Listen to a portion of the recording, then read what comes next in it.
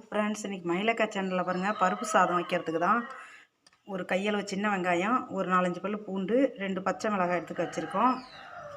ஒரு ஸ்பூன் ஜீரகம் எடுத்து வச்சுருக்கேன். ஒரு ஸ்பூன் மிளகும், ஒரு துண்டு பெருங்காயம், கட்டி பெருங்காயமும் எடுத்து வச்சுருக்கேன். பாருங்க, ஒரு 300 கிராம் அரிசிக்கு 100 கிராம் ரேஷனில் போகிற சோயா பீன்ஸ் பருப்பு தான் எடுத்து வச்சுருக்கோம். இன்றைக்கி அதை வச்சு தான் பருப்பு சாப்பாடு செய்ய போகிறோம். வாங்க செய்யலாம். பாருங்கள், பருப்பு சாப்பாடு வைக்க எண்ணெய் ஊற்றிட்டோம். இப்போ ஜீரக மிளகு பாருங்கள், நல்லா பொடியாக இடித்து எடுத்துகிட்டு வந்துட்டோம். பெருங்காயத்தை அப்படியே சேர்த்துக்கலாம். பச்சை மிளகா, வெங்காயம்லாம் கட் பண்ணி வச்சுருக்கோம். இப்போ இதை சேர்த்துக்கலாம். இப்போ ஜீரக மிளகு பொரிஞ்சிச்சு.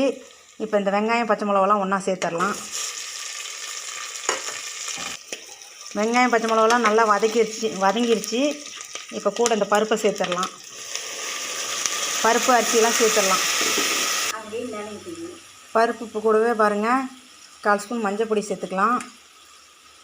சாம்பார் பொடி நம்ம காரத்துக்கு ஏற்ற மாதிரி 1 ஸ்பூன் சேர்த்துக்கலாம்.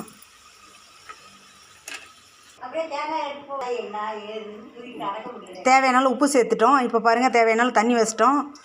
1 டம்ளர் அரிசிக்கு 2 டம்ளர் தண்ணி தான் வைக்கிறோம். எக்ஸ்ட்ரா தேவையில்லை. ஒரு விசில் விட்டு இறக்கிக்கலாம். பாருங்கள், விசில் அடங்கிருச்சு.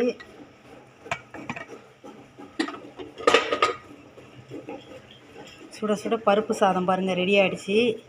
அது கூட மேலே கொத்தமல்லி தழை தூவிடலாம்.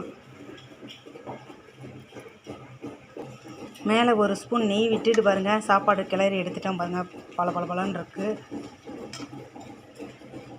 சுட சுட பருப்பு சாதம் பாருங்கள் ரெடி ஆகிடுச்சு.